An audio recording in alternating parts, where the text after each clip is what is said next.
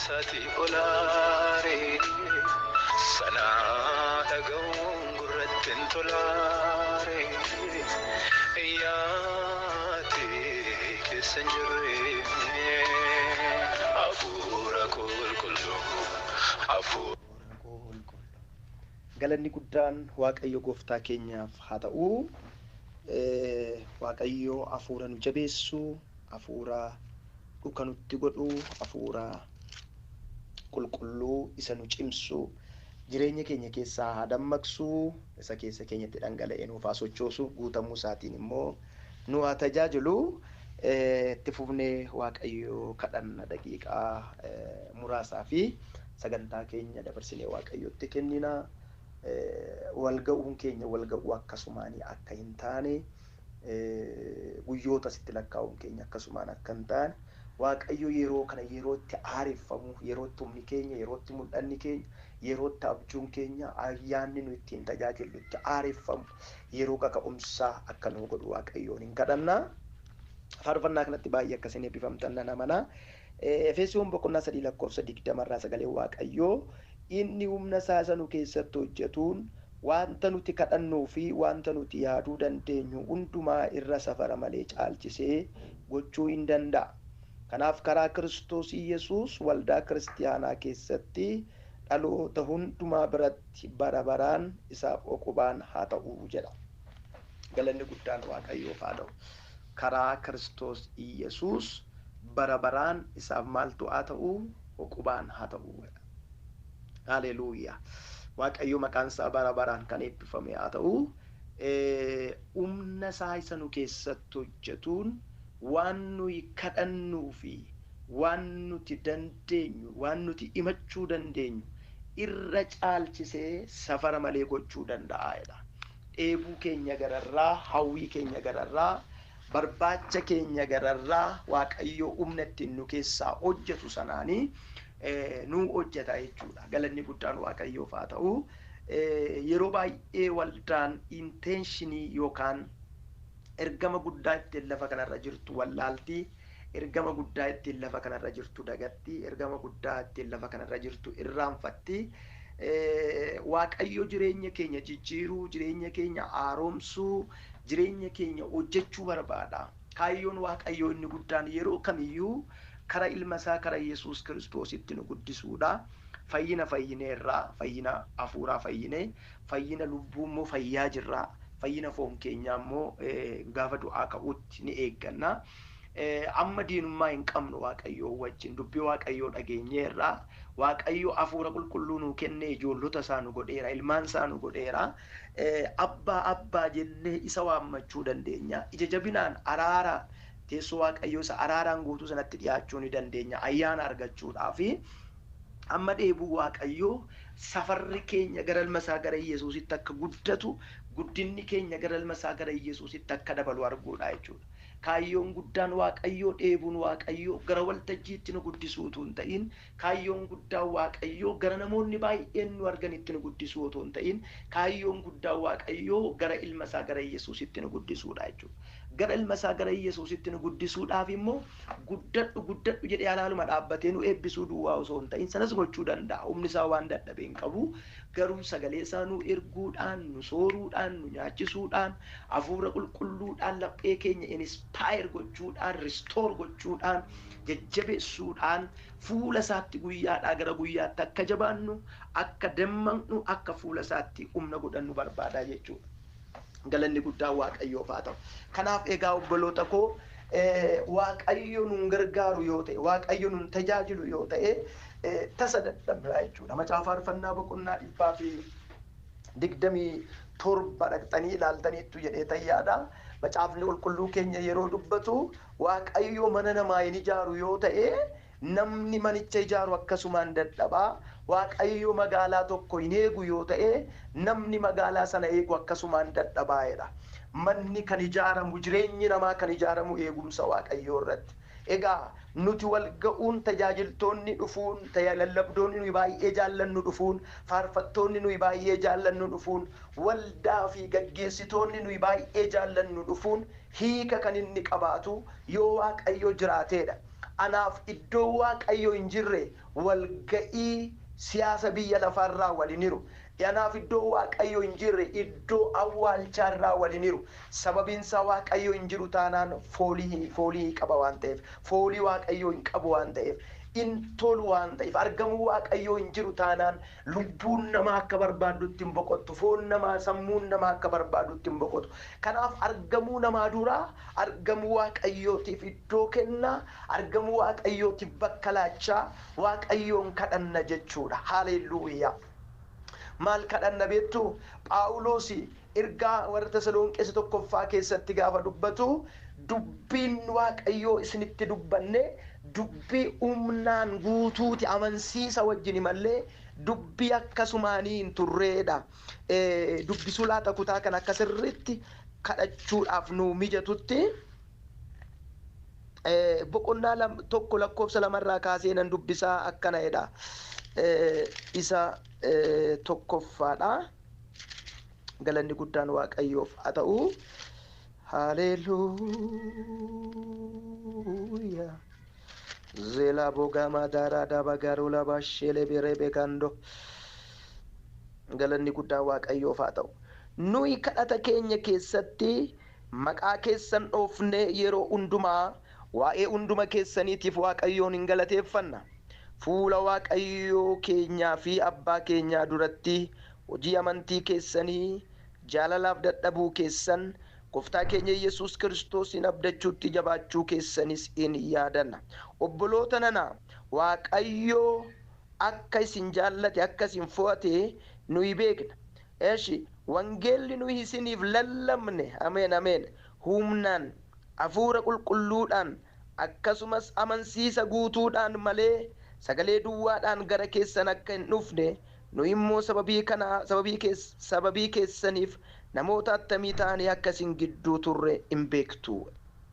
Wangeelli nu isinitti lallabne humnaan hafuura qulqulluudhaan amansiisa guutuudhaan maleedha.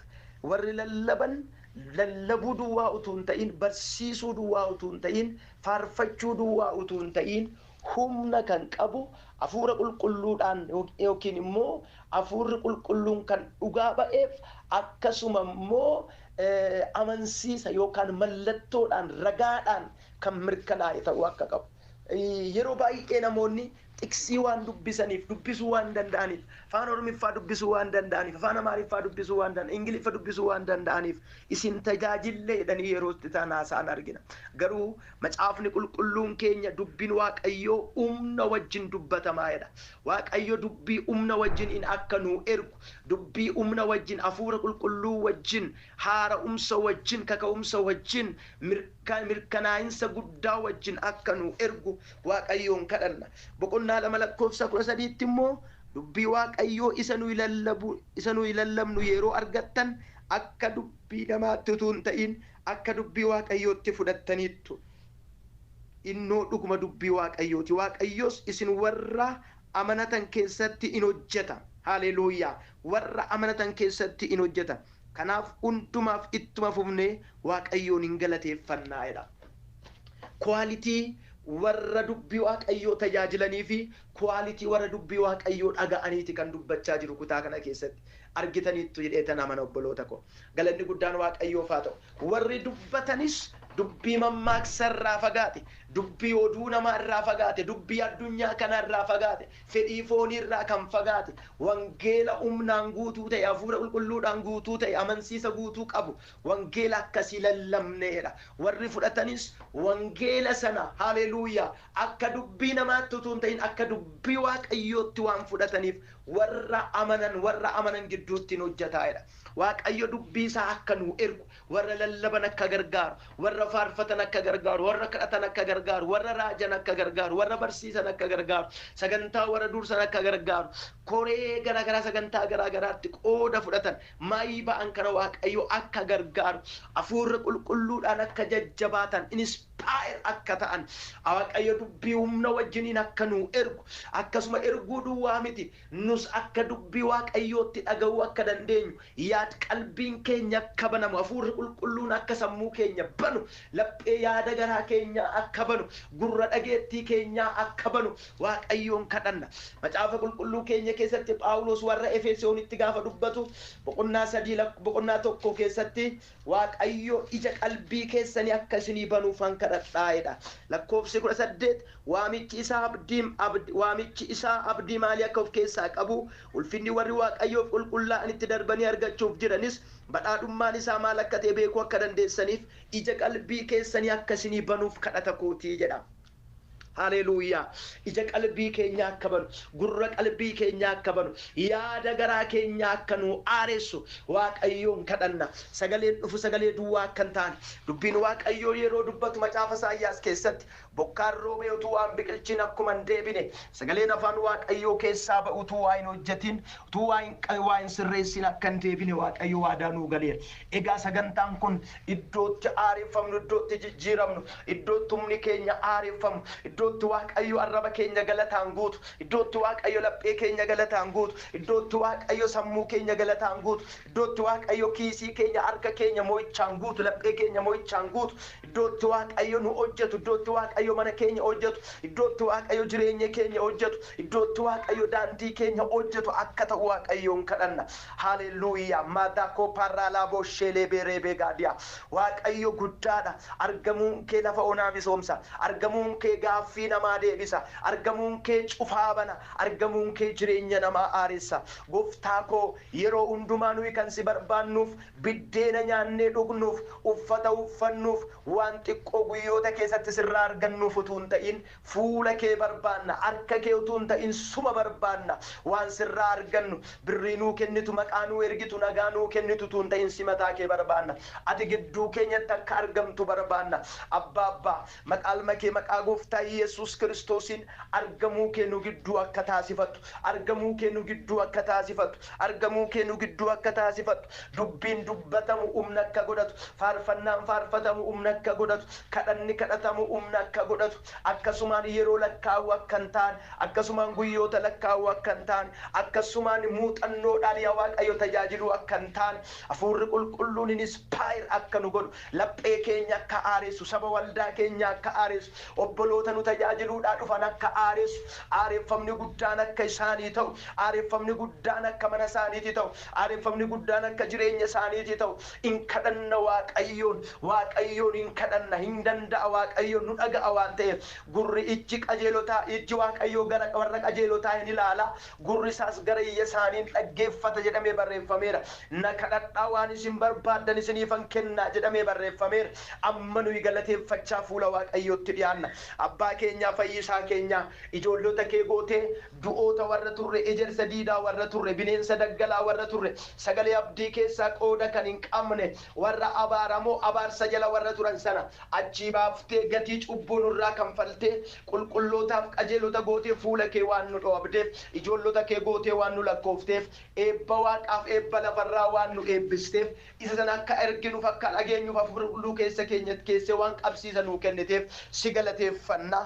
Galanni guddaan maqaa keetiif haa ta'u. Si galateeffannaan mo'icha si galateeffannaan bituudha si galateeffannaan aaluudha si galateeffannaan dhimma ofii ajajuudha si galateeffannaan eenyummaa keef beekamtii kennuudha. Waan hojjenne hin qabnu karaa darbinee dhufne keessatti baroota darbinee dhufne keessatti guyyoota darbinee dhufne keessatti eegumsa keetu nuu baay'ate tika keetu nuu baay'ate araara keetu nuu baay'ate kanaaf laphee keenya irraa fuunee si galateeffanna. Galanni guddaan maqaa keetiif haa ta'u. Ijaa koo sin galateeffadha ijaa gaggeessitoota waldaa dibataa sin galateeffadha ijaa saba waldaa kanaa sin galateeffadha ijaa laphee kana nu kennite fuula keetti galataan akka dhiyaannuuf yaada laphee keenyaa ijaa kakaaste si galateeffanna. Maqaalma kee maqaa gooftaa Yesuusin galanni guddaan siif haa ta'u.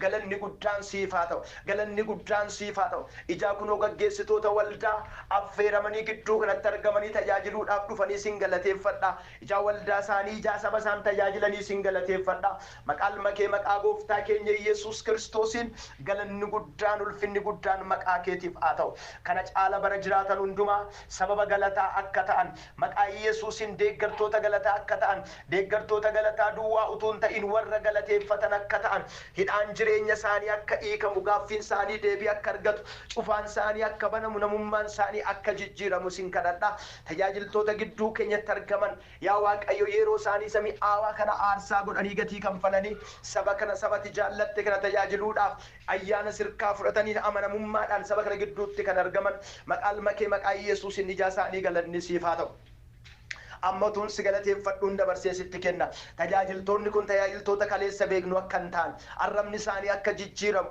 akkaataan barsiisuu isaanii akka jijjiiramu approachiin isaanii akka jijjiiramu dubbiin isaanii akka jijjiiramu hubannaan isaanii akka jijjiiramu tajaajiluu duwwaa utuu hin ta'in tajaajilamuus akka danda'an jireenyi isaanii kana booda hidhaarraa akka hiikkatu gaaffiirraa akka hiikkatu siqiqiirraa biyya lafaarraa akka hiikkatu sodaarraa bir'annaarraa akka hiikkatu maqaa Yesuusin sin kadhadha kunoo sagantaa sana tajaajilee Waaqayyo na hiike mana koo hiike gaa'ila koo hiike tajaajila koo hiike jireenya koo hiike arraba koo hiike jedhanii dhugaa akka ba'an hiikamuu fudhatanii akka deeman birmadummaa fudhatanii akka deeman maqaa gooftaa Yesuusin ayyaanni nama hiiku gadaa dhiifamu ayyaanni nama hiiku gadaa dhiifamu arraba isaanii nuu qari arraba isaanii nuu qari lubbii kee sagalee keessa jireenya kennu sana laphee isaaniirra nuu tuuli arraba isaaniirra nuu tuuli nuti waa'ee biyya lafaa dhaga'uun barbaannu nuti waa'ee foonii dhaga'uun barbaannu waa'ee qamadii waa'ee xaafii waa'ee shunkurtii waa'ee qabeenya biyya lafaa waa'ee waan nyaatamu waan dhugamu waan lafarraa kan dhaga'uun barbaannu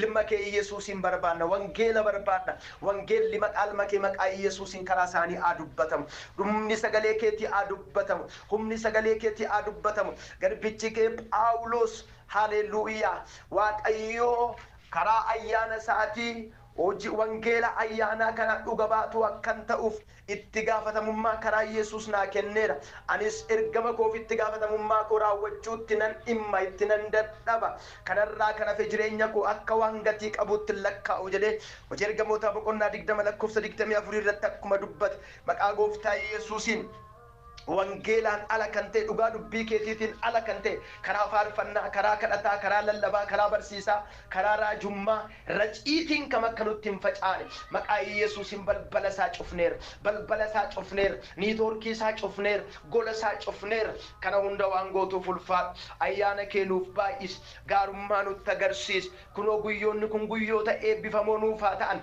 sagaleen kee daangaa darbee nu biraa ga'u dadhabinni keenya sin daangessiin cubbuun keenya sin daangessiin dhibaa'ummaan keenya sin daangessiin maqaa makee maqaa gooftaa Yesuus Kiristoosin hafuurri qulqulluun gidduu keenyatti haa hojjetu nus yaa Waaqayyo warra taa'ee dhaggeeffatu akka dubbii keetiitti warra fudhatu amananii warra fudhatu amantiidhaan humna sagalee kanaa warra hojjechiifatan akka ta'an maqaa makee maqaa Yesuusin humni amantii gadi nuuf haa dhiifamu sagalee kana duukaa humni amantii gadi nuuf haa dhiifamu bokkaan eebbaa nurratti haa roobu bokkaan milkaa'inaa nurratti haa roobu sagantaa kana sagantaa eebbaa nuu godhi gurri keenya ittiin haa banamu qalbiin keenya ittiin haa aareeffamu yaadi garaa keenya iddoon aarsaa keenya ittiin haa aareeffamu jilbi keenya ittiin haa jabaatu mudhiin keenya ittiin haa hidhatamu ijji keenya ittiin haa banamu gurri keenya ittiin haa banamu sagalee keetiin nu hojjedhu jireenya keenya hojjedhu kanaan kan morman fagoo dhiyoo ta'anii xiyya kan darbatan konneekshinii irra ta'anii kan lolan laphee namaarra ta'anii kan lolan bilbila irra ta'anii kan lolan karaa namootaa karaa garaa garaatiin kan lolan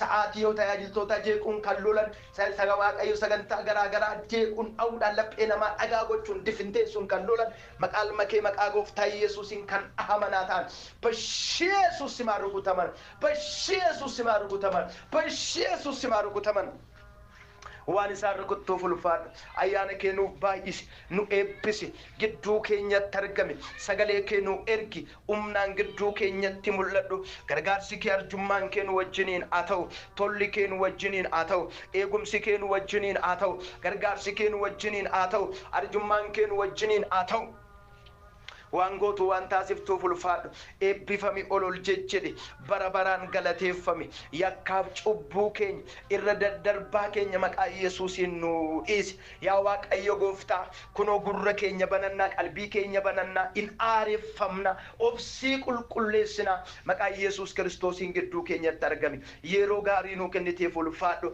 kunoo yaa Waaqayyo dadhabuudhaan karaa garaa garaa sagantaa kanaaf aarsaa kanfalaa kan jiran gaggeessitoota waldaa dibataa warra yaa Waaqayyo mana keetiif dibdee kaaftee kana sin kadhadha kana caala ogummaan kana caala mul'anni kana caala ga'umsi kana caala dandeettiin sibiraa akka isaanii kennamu fedhaaf jaalala kee haa ta'u kana hundumaa waan gootuuf ulfaadhu yeroo keenya hafe nu eebbis tajaajiltoota keenya eebbis maatii isaanii mana isaanii kiisii isaanii dinagdee isaanii tajaajila isaanii faayinaansii isaanii maqaa Yesuus Kiristoosiin ati eebbisi qabamaa sin tajaajiliin yaa Waaqayyoof duuba laalaa sin tajaajiliin arraba isaanii irraa hidhaan haa hiikkatu laphee isaanii irraa hidhaan haa hiikkatu jireenya isaanii irraa hidhaan haa hiikkatu kana waan gootuuf ulfaadhu ayyaana keenuuf baay'isi nu eebbisi nu gargaari ol jechedi waaqeffami tola maqaa keetiiti hundumaaf gaarummaa maqaa keetii hundumaaf ulfaadhu eebbifami galateeffami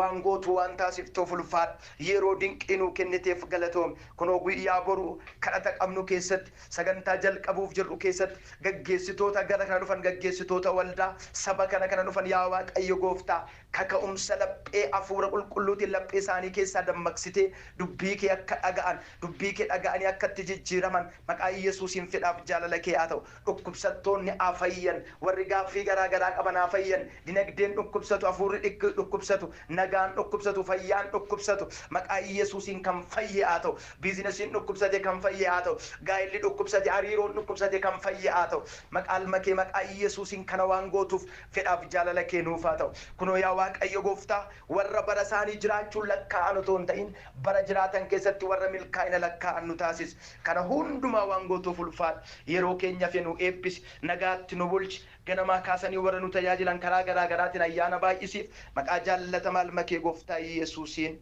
ameen gooftaan hunduma keessan haa eebbisuu barri keessan haa eebbifamu yeroo gaarii qabaadhaa shalom Shalom nagaan hunda keessaniif haa baay'atu kabajamoota jaallatamoota maatii Waaqayyoo biyya keessaa biyya alaa waldaa dibata fuura Waaqayyoon barbaadu keessatti kan argamtanii iddoo isin jirtanitti ayyaanni gooftaa isiniif haa baay'atu akkam jirtu nagaadhaa fayyumaa Waaqayyoof galanni guddaan haa ta'u Waaqayyo nu gargaaree baay'ina ayyaana isaa baay'ina gaarummaa isaatiin guyyaa kana nu kennee jira mee guyyaa kana guyyaa sagantaa fayyinaati guyyaatti walii wajjin kadhannuudha Waaqayyoon kadhannaa faarfannaa kana faarfanneetu kadhanna